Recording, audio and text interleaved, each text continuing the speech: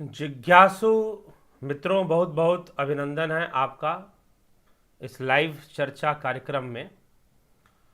और जैसा कि आपको विदित है कि प्रत्येक दिवस 9 बजे हम यहाँ पर लाइव सेशन लेकर आते हैं और किसी न किसी आध्यात्मिक शास्त्रीय विषय पर चर्चा होती है। और आज भी ऐसे विषय को लेकर और संशयों को दूर करते हुए और विषयों को स्पष्ट करने के प्रयास में आज यह भी चर्चा हम लेकर आए हैं कठोपनिषद से, जिसका विषय है आत्मज्ञान नहीं, धन संपत्ति भोग मांग लो। यह कौन कह रहा है? वास्तव में यह तो एक चर्चा ही है जो कि कठोपनिषद की चर्चा है। उसी पर आज विशेष रूप से हम व्याख्यान देंगे, उसी पर चर्चा करेंगे। और जो मित्र उपस्थित हैं, आप सभी का बहुत बहुत अभिनंदन।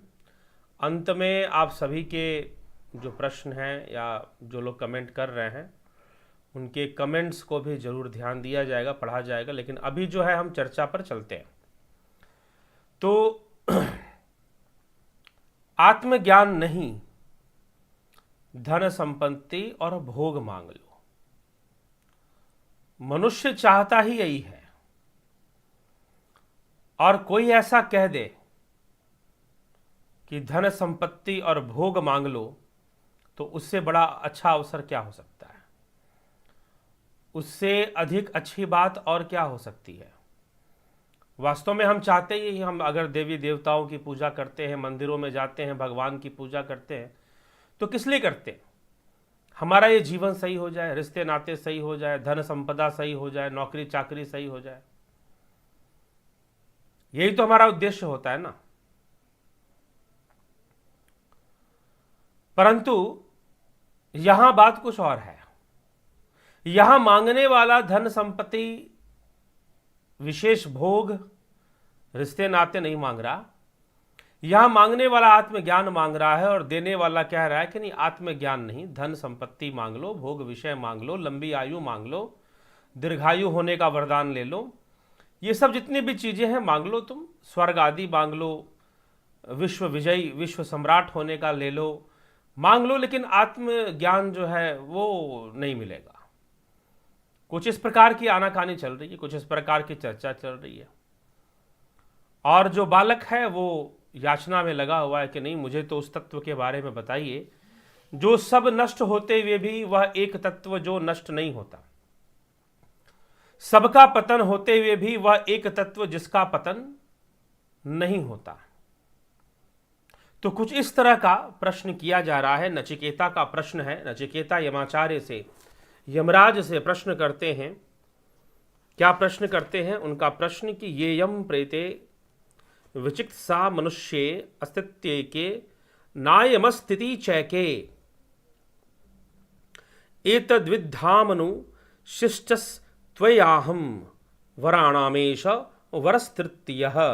अर्थात मरे हुए मनुष्य के विषय में जो यह संशय है कि कोई तो यूं कहते हैं कि मरने के बाद वह एक रहता है, अयम अस्ति इति एके अयम अस्ति इति, एके मतलब वहां पर वह एक तत्व जो आत्मा है वह रहती है, वह कभी भी नष्ट नहीं होती है।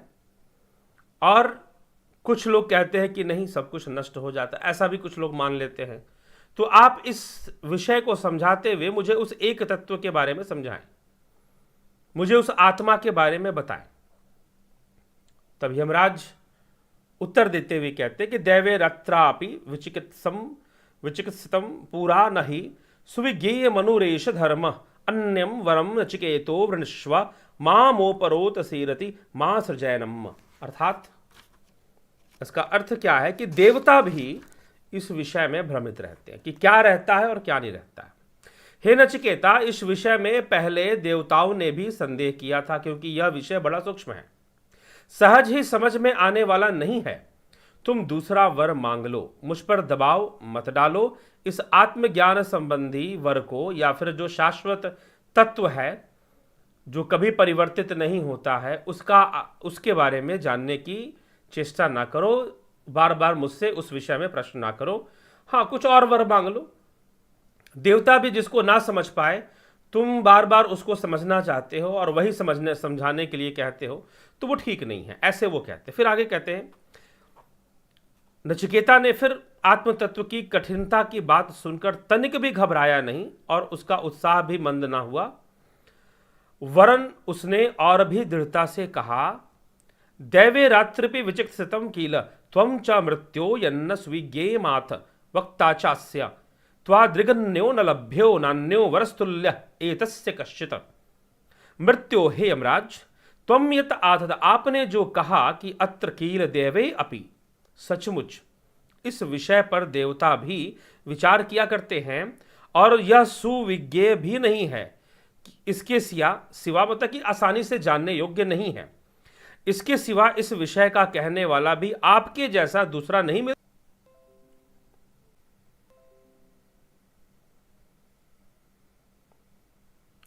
तो देवता कहते हैं कि यमराज कहते हैं कि देवताओं के लिए भी यह विषय अति सूक्ष्म है और इसीलिए तुम कोई और वर मांग लो। तो नचिकेता ने उत्तर देते हुए कहा कि सत्य बात है कि यह देवताओं के लिए भी अति सूक्ष्म है, परंतु मुझे अच्छे से पता है कि देवता भी इसको नहीं जानते, नहीं समझते, और वो ये कहते हैं कि त्वं च मृत्यो यन्न सुविज्ञित माथ वक्ता चास्य त्वादृगन्यो न लभ्यो नान्यो वरस्तुल्य एतस्य कश्चित्। कि हे यमराज, हे यमाचार्य, आपके सिवा इस विषय का व्याख्यान करने वाला दूसरा कोई मैं जानता नहीं हूं, इसमें श्रेष्ठ हैं। आप आत्मज्ञान और आत्म तत्व को समझाने में निश्चय ही श्रेष्ठ पुरुष हैं, इसीलिए आपके समक्ष खड़ा होकर जो कि संपूर्ण रहस्य।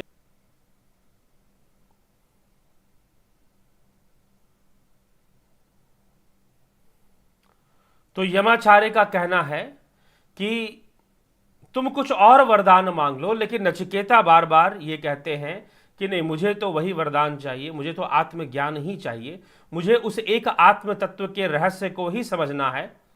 आप मुझे कृपा करके उस आत्म तत्व के रहस्य को भी समझाएं और मैं कुछ जानना नहीं चाहता, मुझे कोई दूसरा वरदान नहीं चाहिए।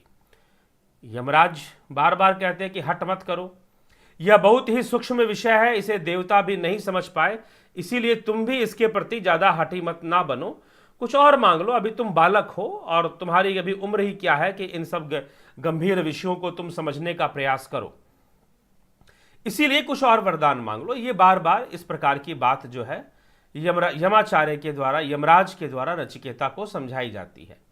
और इसी श्रृंखला में अब ऐसा क्यों यमराज वास्तव में ऐसा क्यों कर रहे हैं, क्यों वो नचिकेता को आत्मज्ञान देना नहीं चाहते हैं, यह भी बात समझना चाहिए। वह इसलिए नहीं देना चाहते हैं क्योंकि आत्मज्ञान का अधिकारी जो उसके प्रति गंभीर नहीं है, जो उसके प्रति गंभीरता नहीं ले आता है, वह उसका अधिकारी नहीं होता। जो अधिकारी बनना चाहता है उसको उसके प्रति गंभीर होना और उस विषय की गंभीरता के प्रति ईमानदार होना जरूरी है। अगर वह ईमानदार नहीं है, अगर वो गंभीर नहीं है, तो फिर सब कुछ व्यर्थ है, फिर किसी बात का कोई मतलब नहीं है कि वो आत्मज्ञान क्यों चाहता है, आत्मज्ञान चाहने के पीछे उसकी मनसा क्या है। तो जो प्रश्न किया जा रहा है कि वह उस एक आत्म तत्व को जानना चाहता है, क्या उस एक आत्म तत्व के प्रति उसका समर्पण है, क्या वह गंभीर है। अभी तो यह बालक है, अभी तो इसको संसार देखने की बहुत इच्छा होगी और फिर संसार में लिप्त होने की भी इच्छा होगी। तो इसको चाहिए कि अच्छे से संसार को वो समझ ले, माया को वो समझ ले, देख ले, और फिर इस माया की गति को देखकर, द्वैत गति को देखकर अपने आप मनुष्य अपने जीवन से ही उदास हो जाता है, उसके अंदर अपने जीवन से ही अवसाद आ जाता है और वो बोर होने लग जाता है। तो अपने आप उसे लगता है कि हमें जीवन में किसी विशेष ज्ञान को प्राप्त करने की आवश्यकता है। तो उस विशेष ज्ञान की ओर वो अग्रसर होता है और उस विशेष ज्ञान को प्राप्त करता है। अगर विशेष गंभीरता नहीं है तो फिर आत्मज्ञान की चर्चा ऐसे व्यक्ति के साथ उचित भी नहीं है। तो यह विचार करके यमराज बार बार नचिकेता को समझाने में लगे हुए कि भाई कुछ और मांग लो। दो उद्देश्य है, एक तो ये कि अगर इसके अंदर एक छोटी मोटी कौतूहल एक होता ना, एक होती है जिज्ञासा, और एक होता है कौतूहल। जैसे छोटे बच्चे होते हैं ना, उन्हें चीजों को देखकर कौतूहल होता है, वो कई चीजों को मांगेंगे, कई चीजों को उठा लेंगे। बाजार से आप जाओ तो ये खिलौना चाहिए, वो चाहिए, ये चाहिए, और घर में भी पड़ी हुई वस्तुओं से, अलग अलग चीजों से भी खेलना शुरू कर देंगे। तो जिज्ञासावश वो मांगेंगे, कौतूहलवश, जिज्ञासा नहीं कह सकते उसको, कौतूहल। और उसके साथ खेल लिया, खेलने के बाद मन भर गया, उसको छोड़ दिया। खेलने के बाद जब मन भर गया तो उसका त्याग कर दिया। अब उस वस्तु से कोई मतलब नहीं है, अब उस खिलौने से कोई लेना देना नहीं है। यह स्थिति हो जाती है बच्चों की, जो कौतूहल के वशीभूत ऐसी चीजों को ग्रहण कर लेते हैं, ले लेते हैं।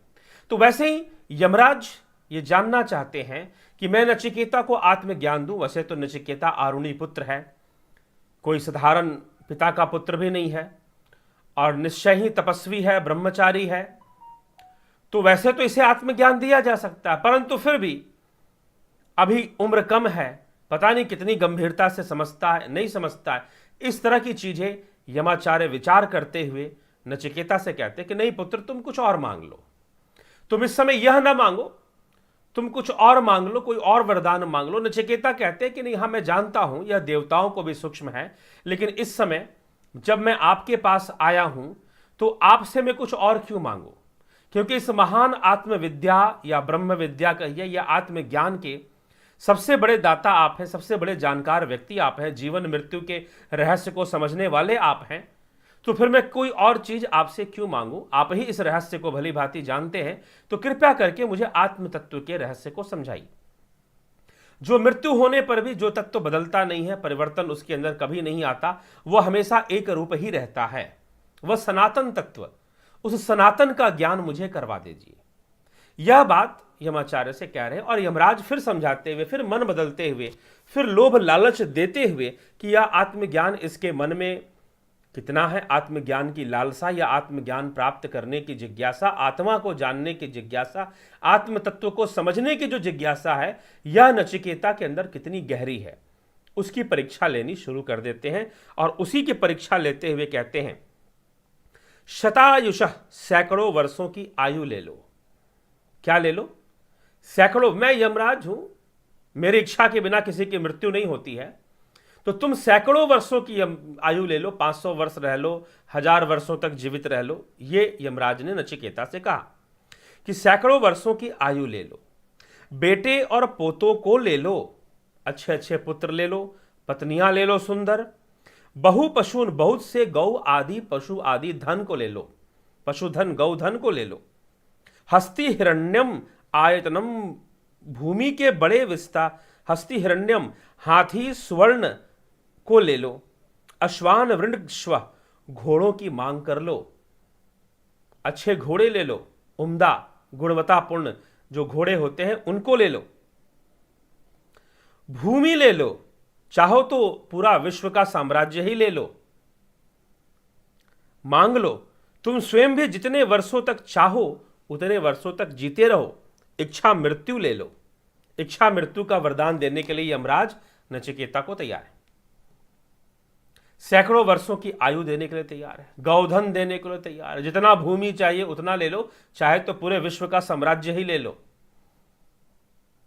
यह भी यमाचार्य आज नचिकेता को देने के लिए तैयार हैं। अब जीवन में चाहिए क्या? जीवन को अच्छे से जीने के लिए, जीवन में मान प्रतिष्ठा धन धान्य सब कुछ तो यमाचार्य देने के लिए तैयार है, क्या नहीं तैयार है? ठीक है, यमाचार्य सब कुछ तो देने के लिए तैयार है, पूरे पृथ्वी का शासन देने के लिए तैयार है, धन धान्य देने के लिए तैयार है, इच्छा मृत्यु देने के लिए तैयार है। ठीक है, जब तक चाहे तब तक जीते रहो। तो यह विचार कर लेना चाहिए ना हमें, इस विषय में क्या चर्चा, इस प्रकार का लोभ दिया जा रहा है। और ऐसे चीजों को प्राप्त करने के लिए तो रावण ने तपस्या की थी, संपूर्ण विश्व पे साम्राज्य, धन धान्य, इच्छा मृत्यु। रावण ने तो यही कहा था ना कि अमरता का वरदान मुझे मिल जाए।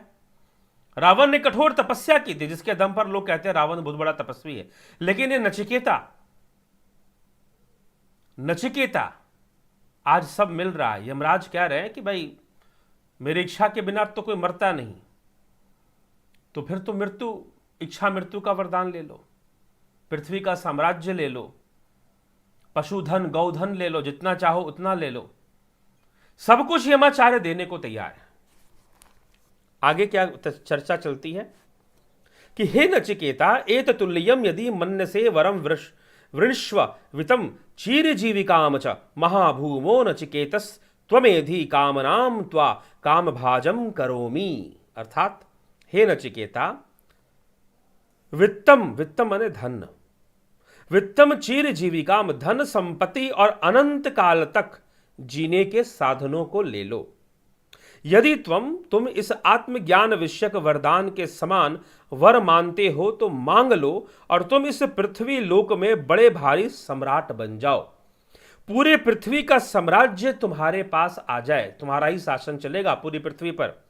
तुम्हें संपूर्ण भोगों में से अति उत्तम भोगों को भोगने वाला बना दूंगा। सबसे सुंदर अप्सराएं तुम्हारे पास होंगी, सबसे सुंदर महल घर आदि तुम्हारे पास होंगे। ये सारी सुख सुविधाएं मैं तुमको देने के लिए तैयार हूं। यमराज नचिकेता को देने के लिए तैयार है। तुम अगर इनको आत्मज्ञान के बराबर समझते हो तो तुम ये मांग लो आत्मज्ञान के बदले में, ये मांग लो ना तुम। कुछ ऐसी बात वहां कही जा रही है। फिर कहते हैं ये कामा दुर्लभा मर्त्यलोके सर्वान कामां छन्दतः प्रार्थयस्व इमा रामा सरथा सतूर्या न हृदृशा लंभनीया मनुष्य आभिर मत प्रताभि परिचार्यस्व नचिकेतो मरणम मानुप्राक्षे। अर्थात जो जो भोग मनुष्य लोक में दुर्लभ है उन संपूर्ण भोगों को इच्छा अनुसार मांग लो। जो जो भोग मतलब मनुष्यों के लिए दुर्लभ है वो मात्र देवताओं को ही मिल सकता है।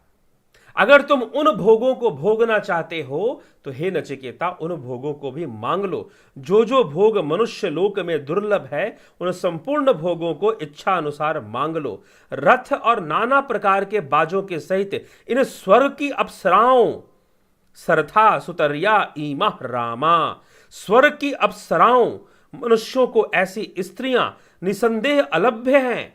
जो साधारण किसी मनुष्य के पास ऐसी सौंदर्यवान अप्सराएं संभव ही नहीं कि उनके पास हो। मेरे द्वारा दी हुई तुम अपनी सेवा कराओ। हे नचिकेता, मरने के बाद आत्मा क्या होता है यह बात मुझसे मत पूछो। मत पूछो कि आत्मा क्या होता है, अप्सराएं ले लो। जो भोग इंद्र के पास नहीं है तुम वो भोग मांग लो। सीधा एकदम जीव की जो कमजोरी है ना वहां पर जाकर मार दिया, खुलकर बोल दिया। स्वर्णाम कामां छंदतम प्रथारयस्व यस्य इमा रामा सरथा सतूर्या। रामा, यहां पर रामा शब्द का जो प्रयोग हुआ है वो सुंदरता के लिए हुआ है। सौंदर्य रंभा एक अप्सरा थी, ठीक है। तो मतलब कि जो वैसी सुंदर अप्सराएं, विश्व की तो बात छोड़ दीजिए, दुनिया की तो आप बात ही खत्म कर दीजिए, वैसी सुंदर अप्सराएं जो स्वर्ग में भी दुर्लभ, जो देवताओं को भी दुर्लभ हैं, वो तुम्हें प्राप्त हो जाएंगी।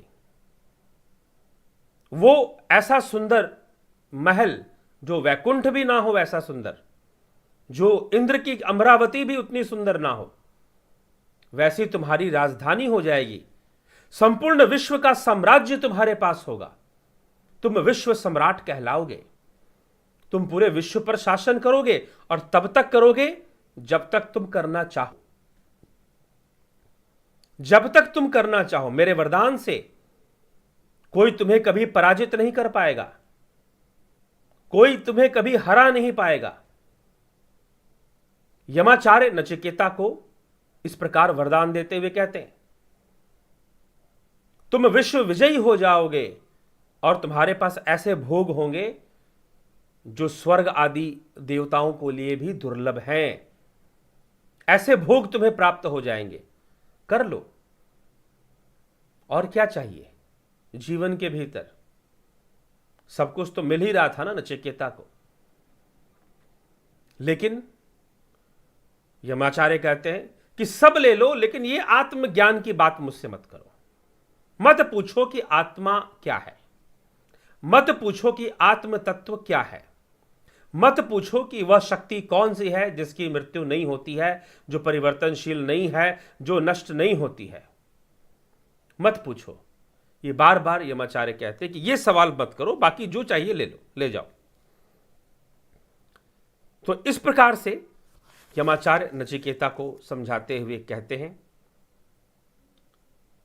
अब नचिकेता फिर से ये चक्कर चलती है। नचिकेता उत्तर देते हैं, अपना प्रश्न रखते हैं कि हे यमराज, शोभावामृतस्य यदंत कैतत सर्वेन्द्रियाणाम जरयन्ति तेज अपि सर्वम जीवित मल्पमेव तबैव वाहास्तव नृत्य गीते।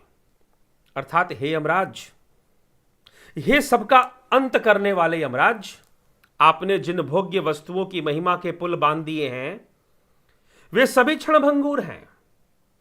कल तक रहेंगी या नहीं इसमें भी संदेह नहीं। इनके संयोग से प्राप्त होने वाला सुख वास्तव में सुख ही नहीं है, अंततः वह दुख का कारण है। यह भोग्य वस्तुएं कोई लाभ तो देती ही नहीं, वरन मनुष्य के इंद्रियों के तेज और धर्म को हरण कर लेती हैं। आपने जो दीर्घ जीवन देना चाहा वह भी अनंत काल की तुलना में अत्यंत अल्प ही है। जब ब्रह्मा आदि देवताओं का जीवन भी अल्पकाल का है, एक दिन उन्हें भी मरना पड़ता है, उन्हें भी बदलना पड़ता है, परिवर्तित होना पड़ता है, तब औरों की तो बात ही क्या। अतएव मैं यह सब नहीं चाहता। ये आपके रथ, हाथी, घोड़े, ये रमणीय सौंदर्यवान अप्सराएं और इनके नाच गान आप अपने ही पास रखें, मुझे यह सब नहीं चाहिए। नचिकेता ने एक ही ठोकर में सब ठुकरा दिया। पूरे विश्व का साम्राज्य, स्वर्ग के सुंदर से सुंदर अप्सराएं, कोई कसर नहीं छोड़ी लालच और लोभ देने की। यमराज ने नचिकेता को मनाने की, नचिकेता को लोभ और लालच देने की कोई कसर नहीं छोड़ी। जितना उसके पीछे पड़ सकते थे पीछे पड़ गए कि भाई ये ले ले, अभी तू क्यों ये वरदान मांग रहा है, आत्मज्ञान के बारे में क्या उम्र है तेरी, क्यों इसके पीछे पड़ा हुआ है, तू ले ले, तू अप्सराएं ले ले, विश्व का साम्राज्य ले ले, इच्छा मृत्यु का वरदान ले ले, जितना दिन जीवित रहना चाहता है उतना ले ले। लेकिन नचिकेता ज्ञान वृद्ध थे, नचिकेता ज्ञान वृद्ध थे, नचिकेता बोध वृद्ध थे। भले वो बालक थे, उस समय तरुण अवस्था में थे, 15-16 साल की उम्र संभवतः रही होगी, तरुण अवस्था में थे, परंतु ज्ञान वृद्ध, बोध वृद्ध। और बोध वृद्ध होने के कारण उन्हें यह बोध था कि संसार के भोग विषय दुख का कारण बन जाते हैं। बड़े से बड़ा महल, अच्छे से अच्छा रथ, क्योंकि उस समय गाड़ियां तो चलती नहीं थी लग्जरी। अगर आज यमराज को कहना होगा तो वो आपको बोलेंगे कि भाई महंगी से महंगी गाड़ी ले लो, ठीक है, लेकिन रथ, वहां पर रथ लिखा गया कि रथ ले लो, दिव्य रथ ले लो, दिव्यास्त्र ले लो, संपूर्ण विश्व का साम्राज्य ले लो, विश्व सम्राट बन के बैठ जाओ, सुंदर से सुंदर रमणीय अप्सराओं को ले लो। कौन सी कसर, कोई कसर यमाचार्य ने नहीं छोड़ी नचिकेता को फंसाने की, फंसाने की कोई कसर नहीं छोड़ी, क्योंकि आत्मज्ञान का अधिकारी वही है जो इनके रहस्यों को जानता है, इनको समझता है। तो अपने पिछले जन्मों की तपस्या, पिछले जन्मों के संस्कार से नचिकेता जानते हैं संसार कैसा है। बड़े से बड़ा महल हो, सुंदर से सुंदर अप्सरा हो, वो तुम्हें सुखी कर पाएगी ऐसा नहीं है। या बड़े से बड़ा महल, विश्व का संपूर्ण साम्राज्य, प्रत्येक भोग वस्तु तुम्हें सुख दे पाएंगे ऐसा बिल्कुल नहीं है। तुम अवसाद से ग्रसित हो जाओगे, तुम बोर हो जाओगे। Life is full of boredom. अरबों में कमाने वाले हमारे फिल्म इंडस्ट्री के लोग, जिनकी फिल्में देखते हैं हम पैसे खर्चे कर करके, क्या नहीं मिलता इनको। पैसा मिल गया, सौंदर्य मिल गया, पैसे के दम पर जो लेना चाहा ले लिया, जहां घूमना चाहा घूम लिया। पता चला कि मजे के लिए, जीवन में आनंद के लिए कहां मुंह मार रहे हैं, तो गांजे में मुंह मार रहे हैं, तो चरस में मुंह मार रहे हैं, ताकि आनंद आ जाए जीवन में। मजा आना चाहिए जी, कैसे भी, ठीक है। क्या जीवन है? तो यह भ्रम मत पाल लेना कि सुंदर से सुंदर अप्सरा तुम्हें बहुत सुखी कर देगी, या फिर बड़े से बड़ा महल तुम्हें सुखी कर देगा, या विश्व का साम्राज्य तुम्हें सुखी कर देगा, विश्व सम्राट बनकर तुम सुखी हो जाओगे। ऐसा नहीं है। प्रत्येक वस्तु दुख में कन्वर्ट हो जाएगी, प्रत्येक वस्तु बोरडम का कारण बनेगी, तुम्हारे जीवन को में बोर बना देगी तुमको। क्योंकि आकर्षण, किसी भी वस्तु का आकर्षण तभी तक होता है जब तक वह हमें मिल नहीं जाता, और जैसे हमें प्राप्त हो जाता है कुछ दिनों में सारा आकर्षण गायब होता है, और कुछ दिनों बाद वह वस्तु दुख का कारण बनती है। पहले तो उसका आकर्षण, और जब वो वस्तु मिल गई जिसके प्रति हम अत्यधिक आकर्षित थे, ना प्राप्त हुई तो दुख क्या है कि मिली नहीं, और अगर मिल गई तो फिर दुख का कारण क्या है? फिर दुख का कारण बनता है अवसाद, बोर। आप बोर होना शुरू कर देते हो उन सब विषयों से, फिर भी आप दुखी हो जाते हो, अत्यंत दुखी हो जाते हो।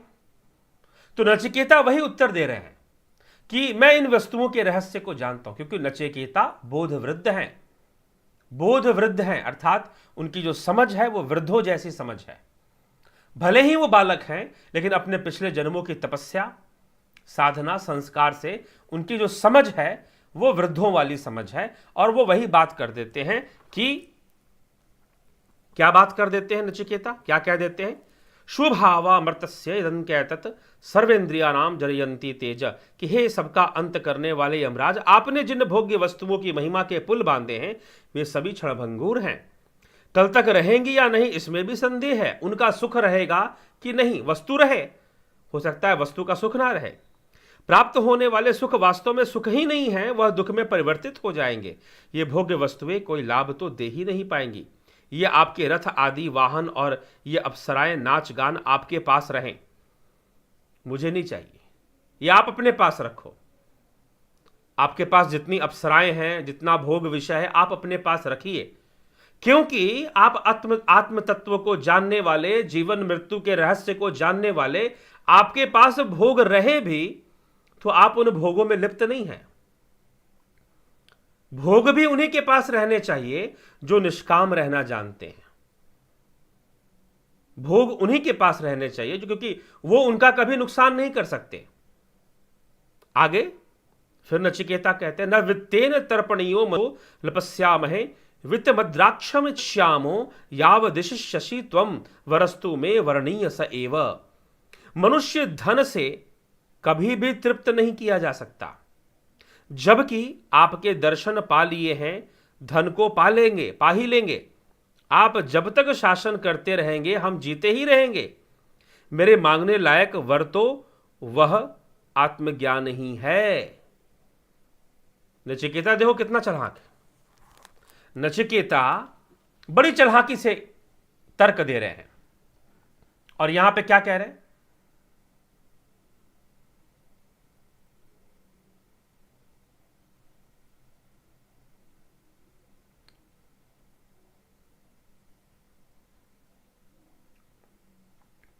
तो नचिकेता कह रहे हैं यहां पर कि आप जो है यमराज से कहते हैं कि सारे भोग विषयों को तो आप अपने पास ही रखो, पहली बात तो ये।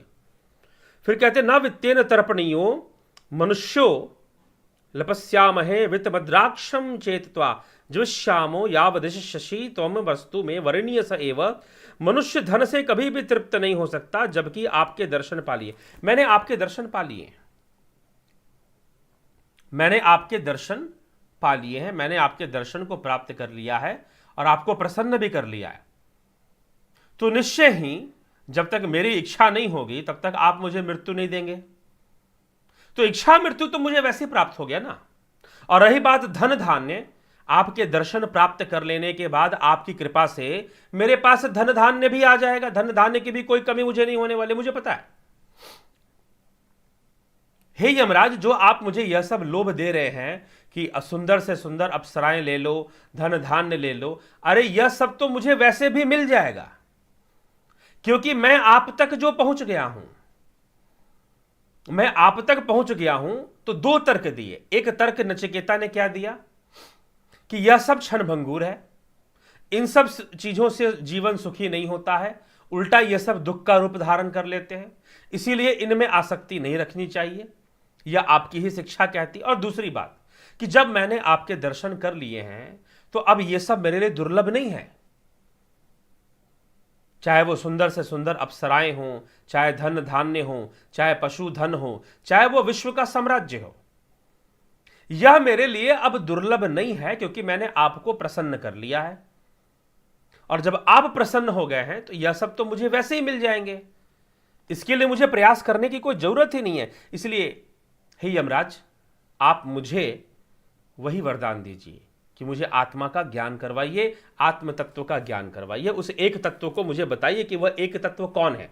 वास्तव में यहां पर आत्मा शब्द का प्रयोग श्लोकों में ना होकर एक तत्व की बात की गई है। उस एक तत्व का ज्ञान मुझे करवा दीजिए, मैं वही चाहता हूं, दूसरा मुझे कुछ नहीं चाहिए। इस प्रकार से नचिकेता ने अपना तर्क दे दिया। फिर आगे क्या कहते हैं, अजृताम मृतानमुपत्ये जरियम जरियन मर्त्यः क्वधः स्थः प्रजानन अभिध्यायन वर्णरति प्रमोदा नतिर्दिधे जीविते को रमते। यह मनुष्य जीर्ण होने वाला मरण धर्मा है। मनुष्य क्या है? जीर्ण होने वाला, मतलब वृद्ध हो जाने वाला, वृद्ध होकर वह मृत्यु को प्राप्त हो जाता है। तो जीर्ण होने वाला, इस तत्व को भली भांति समझने वाला मनुष्य लोक का निवासी कौन मनुष्य है? बुढ़ापे से रहित ना मरने वाला, ना मरने वाले महात्माओं का संग पाकर भी स्त्रियों के सौंदर्य, क्रीड़ा और आमोद प्रमोद का बार बार चिंतन करता हुआ बहुत काल तक जीवित रहने में प्रेम करेगा। हे यमराज, जिस महान आश्चर्य में परलोक संबंधी आत्मज्ञान के विषय में यह शंका करते हैं कि यह आत्मा मरने के बाद रहता है या नहीं, उसमें जो निर्णय है वह आप हमें बतलाइए।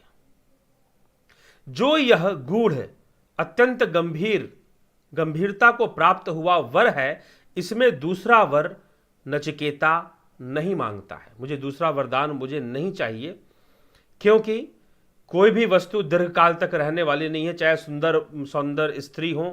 हे यमराज, कोई भी वस्तु अजर अमर महात्मा देवताओं का दुर्लभ एवं अमोघ संग प्राप्त करते मृत्यु लोक जरा मरणशील ऐसा कौन बुद्धिमान मनुष्य होगा जो स्त्रियों के सौंदर्य, क्रीड़ा और आमोद प्रमोद में आसक्त होकर उनकी ओर दृष्टिपात करेगा और इस लोक में दीर्घ काल तक जीवित रहने में आनंद मानेगा।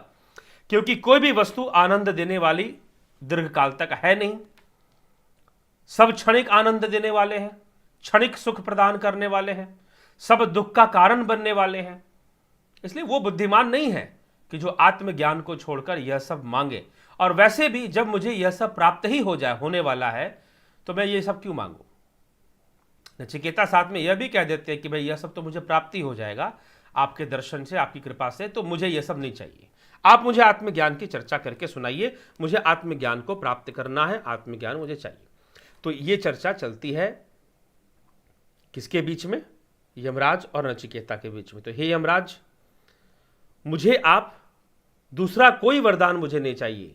तस्मात् अन्यम नचिकेता न वृणते, मुझे दूसरा कोई वर नहीं चाहिए। कृपा करके आप उस एक तत्व के बारे में के अंतर्गत उसमें क्या चलेगा, उसमें अब यमराज तैयार हो जाएंगे नचिकेता को वरदान देने के लिए, आत्मज्ञान का वरदान देने के लिए तैयार हो जाएंगे और नचिकेता को वर देना शुरू कर देंगे, बताना शुरू कर देंगे, आत्म तत्व की चर्चा शुरू कर देंगे।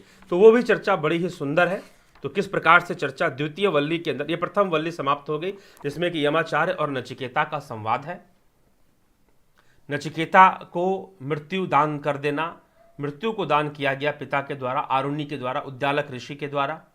उनके पुत्र थे वो, यमराज के पास गए। सर्वप्रथम उन्होंने यमराज से यही वरदान मांगा कि मेरे जो पिता मुझसे रुष्ट हो गए हैं वो प्रसन्न हो जाए, जब मैं घर जाऊं तो वो मुझसे प्रसन्न रहें, मुझ पर अपनी करुणा बरसाएं, अपना प्रेम बरसाएं। जैसे पिता पुत्र का प्रेम होता है वैसे ही प्रेम मुझसे करें, पहला वरदान। दूसरा वरदान कि वह कौन सी अग्नि है जिससे कि जीवन मुक्त हुआ जा सकता है और स्वर्ग आदि उत्तम लोकों की प्राप्ति हो सकती है। फिर तीसरा वरदान कि वह कौन सा तत्व है तो 2 वरदान तो आसानी से यमराज ने दे दिए कि तुम्हारे पिता तुमसे प्रसन्न रहेंगे। दूसरा वरदान नचिकेत अग्नि का वरदान उसे दे दिया। नचिकेत उस अग्नि के द्वारा, जिस यज्ञ के द्वारा, जिस अनुष्ठान के द्वारा स्वर्ग की प्राप्ति होती है, वो विद्या नचिकेता को समझा दी और उसका नाम भी नचिकेत अग्नि रख दिया कि अब वो अग्नि नचिकेत अग्नि के नाम से जानी जाएगी, ऐसा भी घोषणा कर दी। तीसरा वरदान नचिकेता ने मांगा आत्मज्ञान, तो यमराज वह देने को तैयार नहीं है। यमराज बार बार कहते हैं कि विश्व का साम्राज्य ले लो, सुंदर से सुंदर अप्सराएं ले लो, इच्छा मृत्यु का वरदान ले लो, दीर्घकाल तक जीवित रहने का वरदान ले लो, पशु धन ले लो, उत्तम से उत्तम दिव्य रथ ले लो, सब कुछ ले लो, लेकिन यह आत्मज्ञान मुझसे मत मांगो, मैं ये नहीं दे पाऊंगा, कुछ और मांग लो। बार बार यह यमाचार्य के द्वारा, यमराज के द्वारा बार बार कहा गया और नचिकेता बार बार मना करते रहे कि नहीं, ये सब चीजें मुझे सुख नहीं दे पाएंगी, ना ही किसी को सुख दे पाती है, बस सुख का छलावा जरूर देती हैं, सुख का भ्रम पैदा करती हैं, लेकिन सुख नहीं दे पाती, सुख का भ्रम जरूर पैदा कर देती हैं। तो इसीलिए मुझे आत्मा का ही ज्ञान चाहिए। बार बार हर एक प्रकार से तर्क देते हुए फिर नचिकेता कहते हैं, रही बात कि आप मुझे ये सब देने वाले हैं, तो आपके दर्शन थे तो मुझे ऐसे भी प्राप्त हो जाएगा, मुझे वैसे भी ये सारी चीजें प्राप्त हो सकती हैं, लेकिन इनमें आसक्ति उचित नहीं है, इसीलिए मेरी कोई इच्छा नहीं है इन सब चीज़ों की। हे यमाचार्य, आपके पास आया हूँ, आप जीवन और मृत्यु के रहस्य को जानने वाले हैं, इसलिए हे यमराज, आप मुझे आत्म तत्व का ज्ञान दे, मुझे उस एक आत्म तत्व के विषय में, उस एक तत्व का ज्ञान दे, उसके बारे में मुझे बताए, और मुझे कुछ नहीं चाहिए। और यहीं से दूसरी वल्ली प्रारंभ होती है। दूसरी वल्ली में यमाचार्य नचिकेता को आत्मा के विषय में बताना शुरू करते हैं, उस एक सनातन तत्व के बारे में बताना शुरू करते हैं जो ईश्वर है, नश्वर नहीं है, ईश्वर है। वह आत्मा नष्ट ना होने के कारण ईश्वर है, सनातन होने के कारण ईश्वर है, इसीलिए वह आत्मा ही ब्रह्म है। अयम आत्मा ब्रह्म भी कहा गया। ठीक, तो यह चर्चा अब प्रारंभ होती है। तो द्वितीय वल्ली से हम यमाचार्य क्या उपदेश आत्मज्ञान का, कौन सा उपदेश, कैसे तर्कों के साथ, कैसे शब्दों के साथ, बहुत ही गूढ़ और आश्चर्य पैदा करने वाले वो तर्क और शब्द हैं। इसलिए जुड़े रहे और कल के इस व्याख्यान से, कल भी कठोपनिषद पे ही चर्चा आगे चलेगी, तो उस पर हम विचार करें। वैसे तो कल शिवरात्रि का भी त्यौहार है, तो शिवरात्रि है, थोड़ा सा शिवरात्रि का रहस्य भी समझना चाहिए, तो संभवतः शिवरात्रि के विषय पर चर्चा चलेगी और साथ में आगे आने वाले दिवसों में, आगे आने वाले लाइव चर्चा में कठोपनिषद की श्रृंखला आगे बढ़ती रहेगी। तो जिज्ञासुओं, आज यहीं तक चर्चा हम करते हैं और कल फिर जो है हम इस चर्चा को आगे बढ़ाएंगे। शिवरात्रि की चर्चा भी होगी और शिवरात्रि भी अपने आप में एक रहस्यमय विषय है और कठोपनिषद पर भी चर्चाएं आगे इनके श्लोकों के साथ साथ चर्चा करते हुए चर्चा आगे बढ़ेगी, व्याख्यान आगे बढ़ेंगे। ठीक है, तो चलिए आपके कमेंट्स देख लेते हैं। चंदन कुमार जी, राधे राधे गुरुजी। आदि सिन्हा जी, गुरुजी, भक्ति में और पूजा में क्या अंतर है? पूजा देवताओं के प्रति होता है, पूजा नरक से मुक्ति के लिए होता है, भक्ति ईश्वर प्राप्ति के लिए होता है, भक्ति मोक्ष के लिए होता है, ठीक, परमधाम के लिए होता है। लखन सिंह तंवर जी, बड़े भाई प्रणाम, प्रणाम जी। अवनी भट्टाचार्य जी प्रणाम गुरु जी। अभिषेक कुमार जी, रवि कुमार जी, दीपक पटेल जी, सबका अभिनंदन। माधुरी कोले जी, आविद शर्मा जी, जयंती दत्ता जी, सबका अभिनंदन है। रवीश चोपड़ा जी, योगेंद्र पंडित जी, ब्रह्मदत्त पुरी जी। नारायण, क्या समाधि के बाद भी कोई और रास्ता होता है? समाधि ही कई प्रकार की होती है। महर्षि पतंजलि ने कई प्रकार के संप्रज्ञात, असंप्रज्ञात समाधियाँ बताई है, आनंदानुगत समाधि बताई है, ठीक है, निर्बीज समाधि बताई है, सबीज, सविकल्प, निर्विकल्प, निर्विचार, सविचार, निर्बीज, सबीज, ऐसे करके समाधियाँ बताई हैं। तो समाधि ही कई प्रकार की हो जाती है। तो जो निर्बीज समाधि है ना, जिससे कैवल्य की प्राप्ति होती है, तो निर्बीज समाधि के बाद कुछ नहीं होता, कोई मार्ग नहीं, कोई रास्ता नहीं। बड़े भाई आत्म तत्व के विषय में विस्तार से समझाएं तो हमें समझने की सहजता होगी। जी हाँ, चर्चा चल रही है, वो तो उपनिषद के आधार पर चर्चा चल रही है, तो वो चलती रहेगी, आगे बढ़ती रहेगी। अगले व्याख्यान में कठोपनिषद में आत्मज्ञान के बारे में, आत्म तत्व की किस तरह से बहुत ही रहस्यमयी, बहुत ही अच्छे तरीके से, शायद दूसरी जगहों पर उतना उस तरीके से नहीं व्याख्या मिलती है जो कि कठोपनिषद में प्राप्त होती है। तो जुड़े रहें, सब्सक्राइब कर दें, चैनल से जुड़ जाएं, नोटिफिकेशंस के लिए अपना नोटिफिकेशन बेल टच कर दें, तो फिर निश्चय ही आपको पता चलता रहेगा जो भी व्याख्यान आएंगे।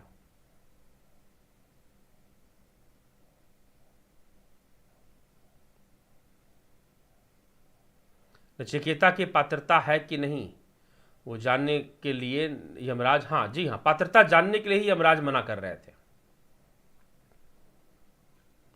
आदि सिन्हा जी, गुरुजी प्राण शक्ति, चित्त शक्ति और आत्म शक्ति क्या है, डिस्क्राइब करें। प्राण शक्ति प्राणों की शक्ति है, चित्त शक्ति चित्त की शक्ति है, और आत्म शक्ति तो आत्मशक्ति क्या है, आत्मबल को आत्मशक्ति लोग कह देते हैं, लेकिन आत्मशक्ति तो सर्वदा ही, वो तो सर्वव्यापी, आत्मा की सत्ता सर्वव्यापी कही गई है, तो उसमें शक्ति नहीं ढूंढी जाती है, ठीक है। तो शक्ति का विषय आत्मबल का मतलब मनोबल ही से ही हो जाता है फिर। तो प्राण शक्ति, प्राणों को शक्ति, प्राणायाम से प्राण शक्ति का विकास हो जाएगा। चित्त शक्ति, ध्यान आदि क्रियाओं से चित्त शक्ति का विकास हो जाता है। ध्यान से, धारणा, ध्यान, धारणा के द्वारा चित्त का विकास होता है, चित्त शक्ति का विकास होगा, ठीक है। तो चित्त से चित्त शक्ति है, प्राण से प्राण शक्ति है, तो प्राण शक्ति से शरीर का स्वास्थ्य भी और उसका मन का स्वास्थ्य भी अच्छा होता है। चित्त शक्ति से वृत्तियों पर नियंत्रण आता है, चित्त वृत्तियों पर नियंत्रण आ जाता है, और पूर्व जन्म का ज्ञान भी हो जाता है अगर चित्त शक्ति का विकास कर लिया जाए तो, ठीक ठीक है।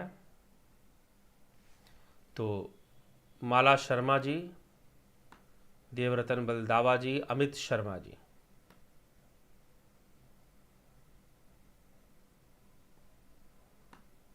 बलवंत सिंह गोयल जी, लखन सिंह तंवर जी, आत्म तत्वम और आत्मा में भी एक ही है क्या? जी हाँ, एक ही के लिए आत्म तत्व कहना या आत्मा, एक ही तत्व की बात की जा रही है।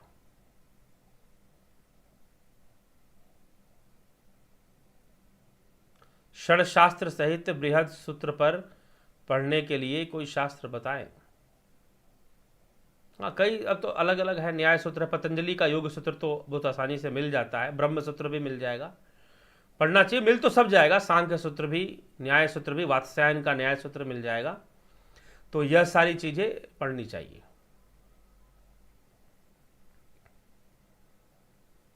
आत्मा का परमात्मा में लय हो जाने के बाद भी जब कल्प अंत होता है, उसके पश्चात फिर से उस आत्मा अंश का को दूसरा जन्म लेके आना पड़ता है या किसी अन्य लोक में चला जाता है। जी नहीं, आत्मा का जब परमात्मा में लय हो गया ना, आत्मा नहीं, जीव का ही लय होता है, कर्म संस्कारों का, तत्वों का अपने अपने तत्वों में लय हो जाता है, तो जीव मुक्त हो जाता है, मोक्ष की प्राप्ति हो जाती है, फिर उसका आवागमन नहीं होता, किसी भी लोक में उसका आवागमन नहीं होता, ठीक।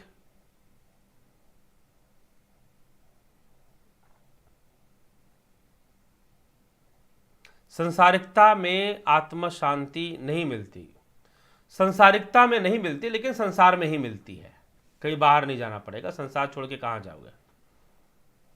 हाँ, मन में संसारिकता अगर भरी पड़ी है तो नहीं मिलती।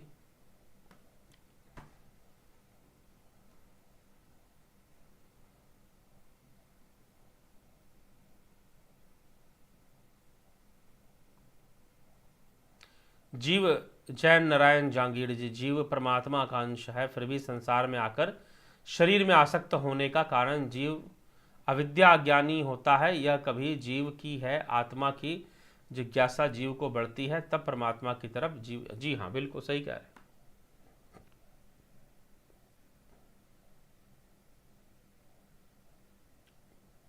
मोक्ष पाया जाता है वो भी जीते जी, जी हाँ, मनुष्य शरीर के अंदर ही। ईश्वर को पाकर आप कुछ चाहेंगे नहीं, महेश मकवाना जी, ठीक, महेश योगी जी,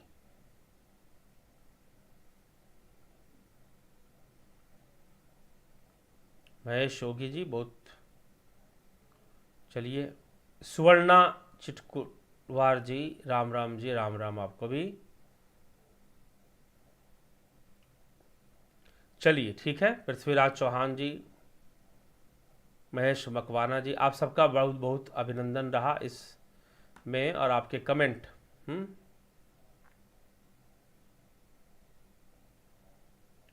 क्या कहते हैं, ईश्वर ही आत्मा को ज्ञान कराता है, ये सत्य है।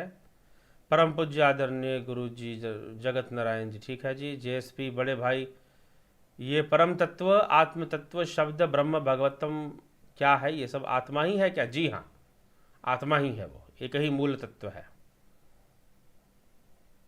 ईश्वर और परमेश्वर में क्या अंतर है? एक ही है जी, अलग नहीं है।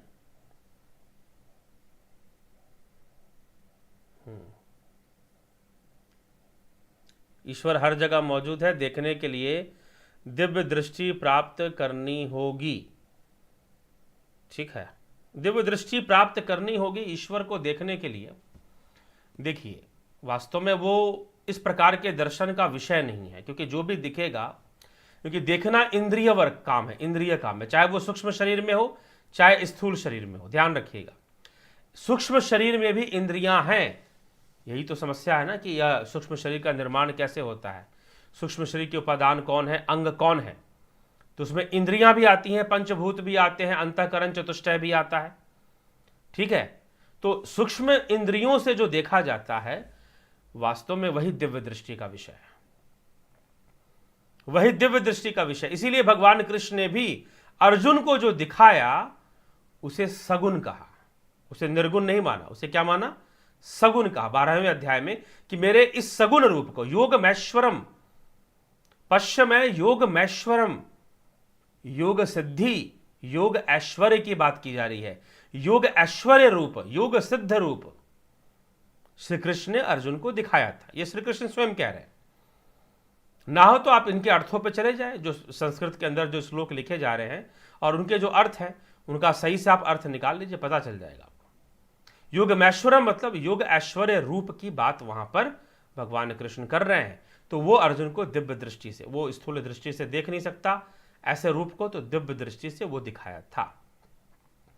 लेकिन जो दिव्य दृष्टि से भी जो दिख रहा है ना, वह अभिव्यक्ति है, मैनिफेस्टेशन है। यद्यपि ये संपूर्ण संसार ही ब्रह्म का मैनिफेस्टेशन है। ठीक है, हाँ, दिव्य दृष्टि का होना, आज्ञा चक्र का जागृत होना, यह एक अच्छी बात है। परंतु ये ना सोचे कि आपको अगर दिव्य दृष्टि प्राप्त हो रही है तो आपने संपूर्ण ईश्वर को जान लिया। इस भ्रम को ना पालें, ये भ्रम ना पालें कि आप ब्रह्मज्ञानी हो गए, गलती से भी नहीं। ब्रह्मज्ञानी नहीं, ब्रह्म ज्ञानी जरूर हो जाएंगे। भ्रम में रहेंगे, एक सुपरिटी कॉम्प्लेक्स आ जाएगा कि हम ज्ञानी हैं। ज्ञानी नहीं है आप अभी, यही समझना। यही उपनिषद समझा रहे, केनो उपनिषद में इस पर चर्चा हुई दिव्य दृष्टि के ऊपर। ठीक है, तो शास्त्र अध्ययन करें, रटे हुए ना। कुछ लोग हैं ना, अब होता क्या है कि संस्थाओं में लोग चुनकर श्लोक रटते हैं, चुनकर कि हाँ भाई यहां पर दिव्य दृष्टि की बात है, यहां भगवान दिखाने की बात है, तो वही वाला श्लोक रट लो। आगे पीछे क्या श्लोक, क्या परिवेश, उसको छोड़ दो, क्या बातें समझाएगी उस पर वो नहीं गौर करेंगे। तो ये कूप मंडूक वाली विचारधारा, कुएं के मेंढक वाली सोच के साथ लोग कई बार शास्त्रों का अध्ययन करते हैं, तो समझ में नहीं आता। तो यह विषय है, इसको समझकर ही दिव्य दृष्टि की चर्चा करनी चाहिए। आगे चलें। तो प्रमाण गुरुजी, आत्मचिन्मय सर्कोफागस है क्या, और ज्योति सर्कोफागस है क्या? ये शब्द ही स्पष्ट नहीं हो रहा मित्र, क्या शब्द है? सर्कोफागस, क्या इसका अर्थ है? चलिए,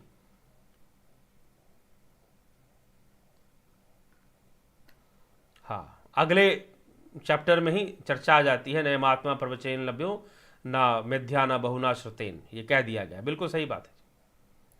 तो चर्चा होगी आगे। तो इसीलिए ये इंद्रियों का तो विषय ही नहीं है, चाहे वो आपकी दिव्य इंद्रियां हो, चाहे वो दिव्य नेत्र हो, वो है आपके सूक्ष्म शरीर का ही अंग। इसलिए ब्रह्म के अंदर विकल्प नहीं है, ब्रह्म में कोई कल्प नहीं, आत्मा में कोई कल्प नहीं होता। ठीक है, आत्मा में कोई कल्प नहीं होता, लेकिन जब आप देखने की बात करते हैं तो वहां कल्प आ जाएगा। आप कहोगे कि मैं यहां पर ज्योति ब्रह्म देख रहा हूं, बहुत प्रकाश देख रहा हूं, वो भी कल्प है, वह भी कल्प विकल्प से परे नहीं है।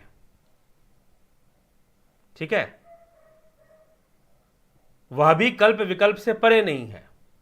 तो इसीलिए वह जो ब्रह्म है वह तो कल्प शून्य है, भावा शून्य है, भावातीत है, भावनाओं से परे है। ठीक है, उसके अंदर कोई कल्प नहीं टिकता, उसके अंदर कोई वृत्ति नहीं टिकती।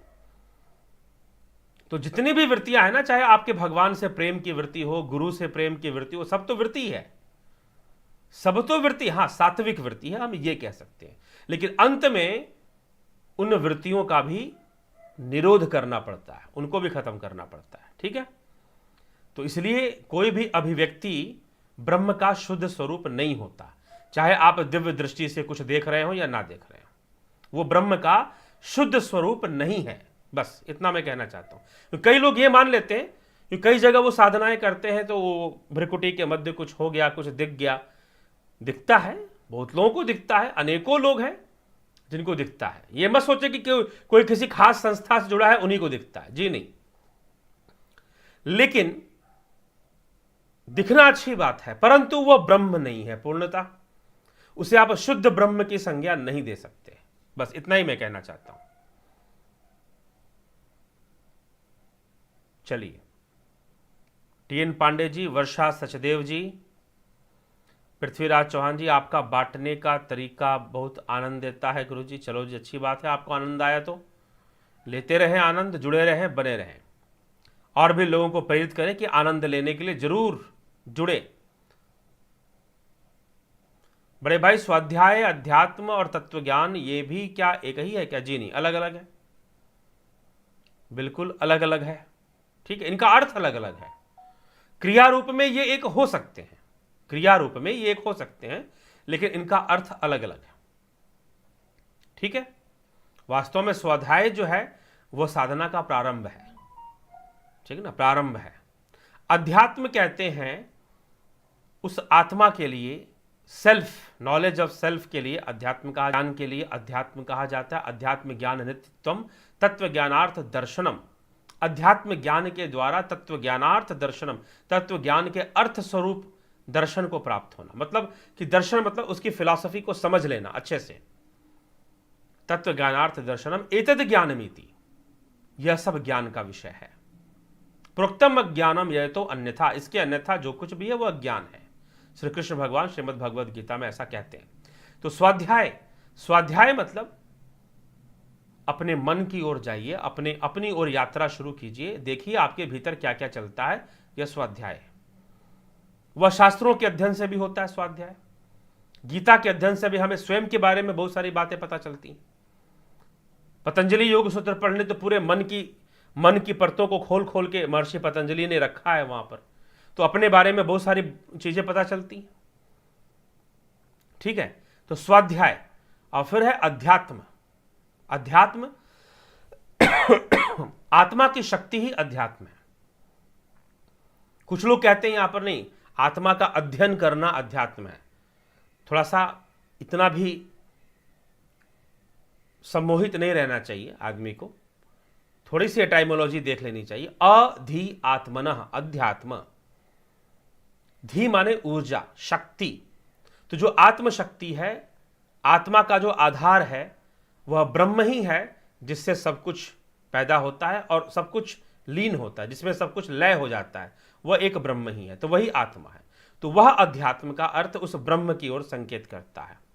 ठीक, और तत्व ज्ञान महर्षि कपिल के द्वारा, कपिल मुनि के द्वारा तत्व ज्ञान का प्रतिपादन हुआ सांख्य योग में। तो तत्व ज्ञान का वह विषय है 24 और 25वां पुरुष तत्व, इनको जानना, इनके मर्म को जानना। जो इन 25 तत्वों को जानता है वह लोक परलोक और ब्रह्म सबको जानता है, वो सर्वज्ञ है। जो इन 25 तत्वों के रहस्य को, महिमा को जानता है वह सर्वज्ञ है, वो सब कुछ जानने वाला है। ठीक, तो यह तत्व, अगर कपिल मुनि के अनुसार, सांख्य योग के अनुसार तत्व ज्ञान की बात करें तो 24 प्रकृति के तत्व और एक पुरुष तत्व, ये 25 तत्वों का ज्ञान हो जाना तत्व ज्ञान कह दिया जाता है। ठीक है, ये शास्त्र सम्मत परिभाषा है, सीधी सी बात बता रहा हूं। कोई गुरुजी क्या बोलते हैं, गुरुजी तो मंत्र देके भी बोलेंगे मैंने तुझे तत्व ज्ञान दे दिया। ठीक है, तो तत्व ज्ञान सांख्य दर्शन के अनुसार, शास्त्र, सांख्य दर्शन ही तो शास्त्र है ना। भगवान कृष्ण गीता में किसका आधार ले रहे हैं, सांख्य का आधार लेकर अर्जुन को समझा रहे हैं। तो सांख्य के अनुकूल 24 तत्वों के साथ 25वें तत्व पुरुष का ज्ञान हो जाना तत्व ज्ञान है। और जो इन 25 तत्वों का ज्ञान रखने वाला है वो सर्वज्ञ है, वो सब कुछ जानने वाला है, कुछ भी नहीं बचता कि वो ना जानता हो। ठीक है, क्योंकि वो ज्ञान ही ऐसा है, अंतर्मुखी होकर ही प्राप्त होगा। लेकिन प्राप्त हो जाने पर संसार की भी सारी चीज समझ में आ जाती है फिर। ठीक, तो ये चीज है बड़े भाई। सेल्फ, सोल एंड गॉड में एक ही है क्या? जी नहीं, ये तो अंग्रेजी के शब्द है जी, और संस्कृत के शब्दों का अर्थ अलग होता है। ये तो अंग्रेजी के शब्द है। ठीक है, तो इनका ट्रांसलेशन आप उससे ना कीजिए, सब अलग अलग हैं, ये तीनों अलग हैं, सेल्फ, सोल और गॉड। क्योंकि आपने ये जो वर्ड है ये अंग्रेजी के हैं, तो अंग्रेजी के अनुसार, क्रिश्चियनिटी के अनुसार इन तीनों का अर्थ अलग अलग है। चलिए ठीक है मित्रों, इसी के साथ विराम देंगे अपनी वाणी को, इस सभा को। बहुत बहुत आभार आप सभी का जुड़े रहने के लिए, बने रहने के लिए। और जो ध्यान योग का लाभ उठाना चाहते हैं वो मेंबरशिप ज्वाइन कर अवश्य ही ध्यान योग का लाभ उठाएं। बहुत बहुत आभार।